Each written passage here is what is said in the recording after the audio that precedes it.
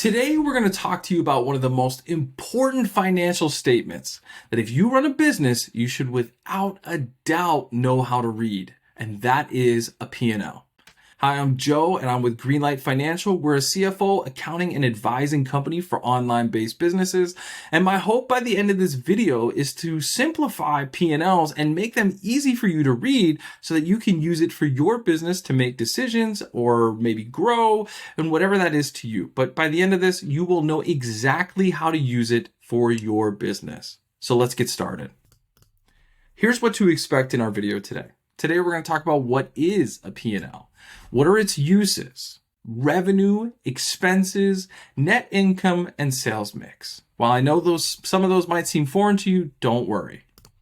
Now, what exactly is a P&L? A P&L is also known as an income statement. Oftentimes, you'll hear that jargon kind of from your accountants when they say, can I get an income statement for your tax prep or something like that? But just know it's just a P&L. And a P&L is comprised of three things. First, it is comprised of our revenue. So that's kind of our cash brought into our business, and I'm going to get into that some more. Second, it's comprised of our expenses. That's money that we actually spend from our business. And again, we're going to get into it. Don't worry. And then lastly, we're left with either a profit or a loss. But like all good businesses, we are really hoping that we have a profit, right? That means our bank account's going to go up. So, what are then some of the uses for a P&L? Well, we can use it for things like tax prep in order to do our US-based taxes. We can use it for strategy, how we plan to, execute on certain products. We can use it for budgeting, planning for our future. We can use it for growth. Also determining how to monitor certain elements as well. I will tell you a big win for a P&L in understanding how to read it and track things can often be things like fraud. A lot of times with my clients, I run into many situations where fraud happens. I know, big shocker, but in things like maybe your ad spend. We've had clients who had Facebook ad spend where they didn't realize that someone had hacked their account. They had a payroll person who ended up paying one of their friends, and being able to have access to a P&L and be able to understand how to read it was the difference between catching it and not. So, let's get into it. Let's get into the more challenging side of things. So what does a P&L look like? Well, a P&L looks like this. This is a consolidated version of it. It's called a consolidated profit and loss statement, right? Our P&L. And it's comprised of a couple things here. We have our accounts, which are our sales, our COGS, which is cost of goods sold, our gross profit, our expenses like advertising, labor, fixed overhead, variable overhead, business development, which is something exclusive to us with our clients. And that makes up our total expenses, where we're then left with a net income. But don't worry, we're going to get into that. So let's start at the top. What is our sales? Well, sales for us is our revenue or money collected in trade for goods or services, right? That comes in the form of like cash, checks if we still use those things, credit cards, and banks, right?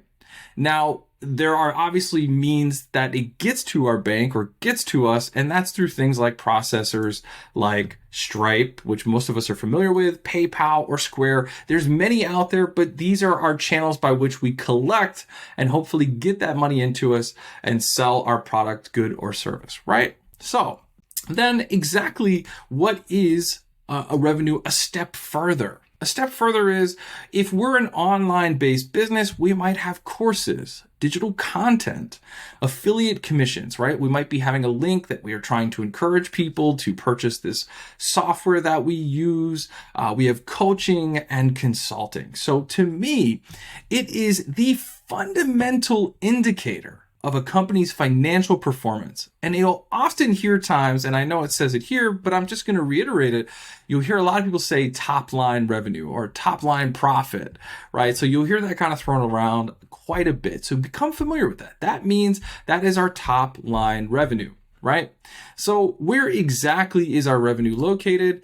That is located here at the top under the sales category. Again, this is money that people pay us and actually comes into our business after they purchase our product. So sometimes if you're a construction business or something like that, which again, we're an online-based business, your cash might come later in time, even after you've already completed your service. But in an online-based business, we're selling that thing pretty instantly. You're buying this ebook, you're buying this e-guide, you're purchasing our course.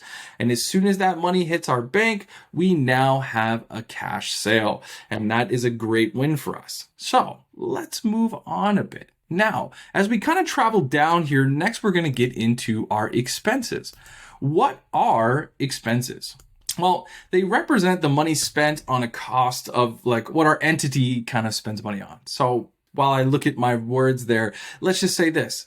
Anything that you spend money on in your business, whether it be materials or office supplies or team or ad spend, all of that stuff makes up expenses. So we have things like our cost of goods sold.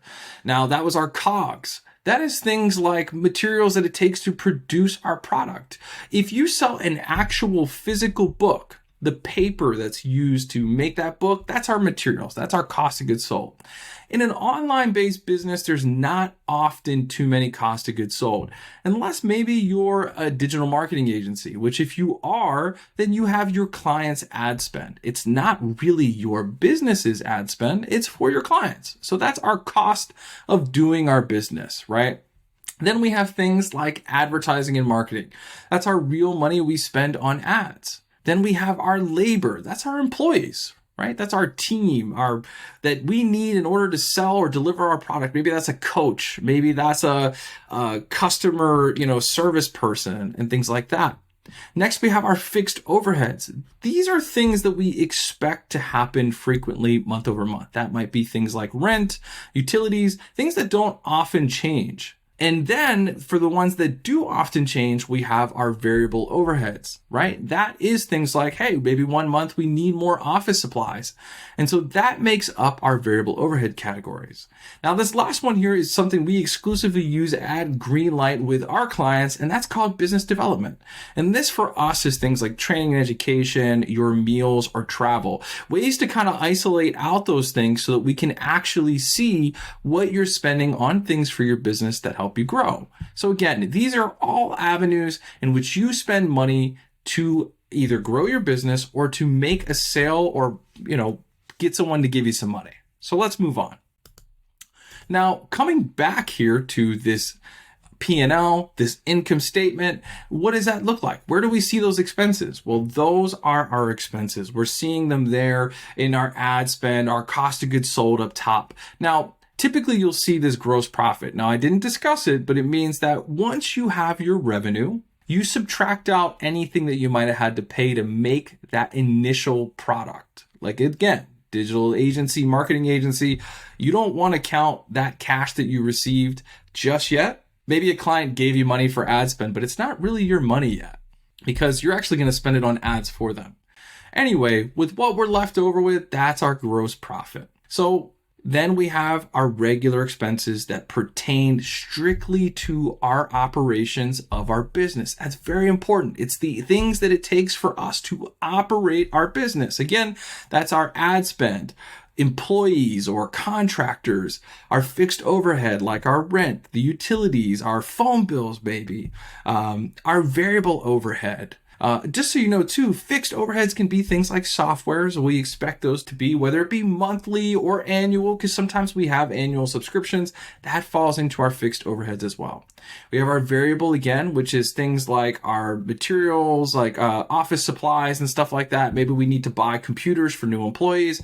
These are just one-off things that can vary month to month. And then lastly, our business development. So let's move on now. Because now we want to move on to what is our net income and what exactly does that mean? Well, we're going to stay here with our financial statement, our profit and loss. And our profit here is our revenue minus our expenses. So you can just see now it's just one giant math equation. You thought you'd never have to use any math anymore. There are things out there like QuickBooks that make it really easy. So don't worry. Or you have people like myself to help take care of it and make it simple. But if you take all of your revenue and you subtract out all of the money you spent in order to get that money to come in the door, the money that's left over, that's your profit. That's the money that we have. That's real money that goes into our bank account. And hopefully, like I said, month over month, that is a profit. Now, sometimes we do have a loss, which is totally fine. This net income is not always a profit. Keep that in mind. We do have times where maybe we're focusing on growth. So maybe we're really trying to amplify our ad spend, or we're in preparation for an event. We've got a big live, webinar event coming up, and there are lots of costs to host that event. So in this particular month, we might look like we're not making money, but 2 months from now, when that event finally pops off, we have a crap ton of it. So don't be concerned, but this is a good thing to understand, because even though I have profit, there can be a loss. Now, you've seen a consolidated version here, and you've seen it without numbers. What does it look like when we actually bring in some financial metrics? So you can see, it can look like this here. We can have, let's say, revenue of $50,000 for whatever the month is. We can have our gross profit if we didn't have any cost of goods sold. If we're just a coaching program, we're not going to have anything here. Most of our online-based businesses, like I said, won't have anything that they needed in order to create their product. Now, then we have our different expenses. Maybe we spent $5K on ads. We spent $20K on labor and money in these different overhead categories. After we total up all those expenses, we were left with $19,500, which is awesome, right? We had a positive pre-tax profit month. Now I'll get to pre-tax profit, don't worry. But just know that your profit here is thought of as pre-tax, because the idea is that we haven't paid Uncle Sam yet, especially if you're a US-based business. That's coming. So now that you understand what that looks like, it can get more granular. Now, I'm not going to dive into it a ton, but I do want to show you what that looks like. And that is where I show you my sales mix. Now, the sales mix here just shows you that if you really want to dive into different products that you have, the P&L goes a step further and really lets you know what's working and what's not. So let's say you have a product, a course, a podcast, or a webinar. It will allow you to go, hey, our product here or our course brings in $50,000 and the expenses are only about $3K on it. So we're left with $47,000. Now, the reason why you could look at something like the podcast and say, well, why isn't our podcast making us any money? Well, maybe directly you don't have anybody that pays to run ads on your podcast, but you do the podcast so that you can have marketing content on social media, which then gets people to purchase your course. So this is a great way to look at those things. Now, with some of our clients, we go even a step further and we'll go into the courses and go, hey, this particular course that you're paying coaches for and running ads to is actually not creating an ROI. So we should probably remove it or try to redesign it. So it's a great way to be in tune with your business and understand what products work and don't work, right? We can really optimize our marketing. So next, let's move on to one last thing here as we're reaching the end, and that is our key performance indicators. Now, when we're working at Greenlight with our clients, we're working on some key targets that you should probably think about when you're working on your P&L or when you're looking at your P&L. And some of those metrics that we look at are your pre-tax profit. That was your net income, if you remember. That's the bottom amount, whether positive or negative, that we're left with after we subtract our expenses from our revenue. Right? The next two that we want to look at is our labor cost. What is the percentage of your team and how much should they make up actually of what your overall revenue is? And the same for your ad spend. Now, in our company, we use something called the prime ratio, where we dial in this number for you and try to make sure that it makes sense for your business to make sure that you make 30% pre-tax profit. So it just depends on the type of business model you have. The prime ratio can be affected depending on what structure of business you have. If you're a consulting company, for example, you probably need more people to deliver your service versus a coach or a course, I should say. A course can be endless, right? It's already been designed, so it can reach thousands of people with little to no need for manpower or human power, I should say. But Either way, you get the gist of what I'm trying to get at here. So these are great ways for you to figure out key performance metrics like our prime ratio to determine what that is. So I hope you've enjoyed this video. I hope you have felt like you've learned quite a bit and now understand what a P&L is in the most simplified, easy way to begin using it for your business. But if you felt like after you watched this that you still had more questions, then don't be afraid to reach out. I'll have a link down below that you can click to book a call with us, and let's see if we can help you and your business understand its P&L and how you can use it to maybe grow your business.